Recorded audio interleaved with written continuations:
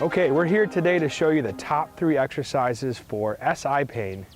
Erin, my wife, here is our model. She's going to show us how to loosen up the thoracic spine, which is the mid-back, a very common area to be limited in motion, which is causing more motion in the SI joint and ultimately inflammation and pain. So the first thing we're going to do, Erin, feet are shoulder width apart. I want you to take, she's got little 4-pound weights. You can do this anywhere from 0 pounds all the way up to 8 pounds, depending on your level. You're going to take this is called a shoulder to overhead reach. The weights are going to go from shoulder overhead forward. She's going to do a big reach out in front of her as far as she can, which is going to start to get this area to move nice in that upper back. 20 repetitions. We've got 6 directions. Now we're going to take that weight and we're going to go straight back overhead. Good job. This is going to create extension in the upper back. Now the third motion is to the side, same side this way.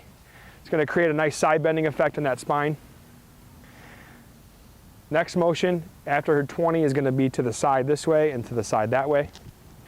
Nice side bending effect. If any of these are causing pain in the SI joint while she's doing this, my recommendation would be to try these sitting down. Now take that weight across the body this way. Good. Good job. Nice rotation. And then finally, you're going to take the weight and rotate to the same side backwards.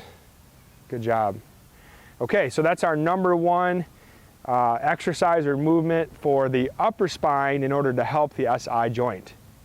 Number 2 movement for pain with the SI joint actually goes below the SI joint and stretches out the hips. It's very common for us to have anterior hip flexibility problems. So we're going to first stretch out the hip flexors in 3 planes of motion and then the adductors or the groin muscles. So Erin, I'd like you to face the table here and put your one foot up on the elevated surface. Step back. Yep. And you're going to simply take the hips and drive them forward and back. We're going to try to flatten the spine out by tilting the pelvis back a little bit so we're not arching the lower back. The back foot is nice and straight, the knee is straight. She's driving the hips front to back for 30 seconds. Now she's going to try side to side motion. Good job, 30 seconds there.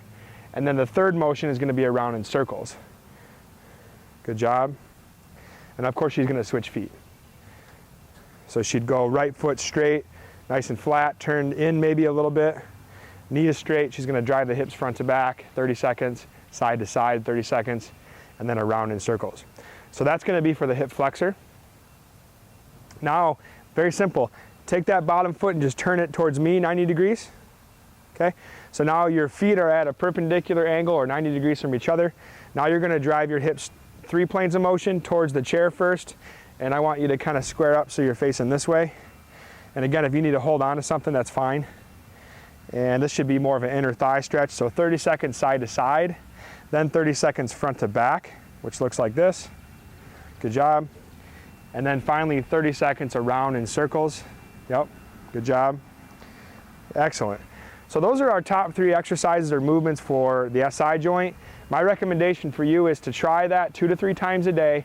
Give it 2 weeks before you make a judgment on whether it's helping you or not. And this is an everyday thing. So 2 to 3 times a day, every day, 2 weeks, and hopefully you can find some relief with your SI pain. Thanks, Erin.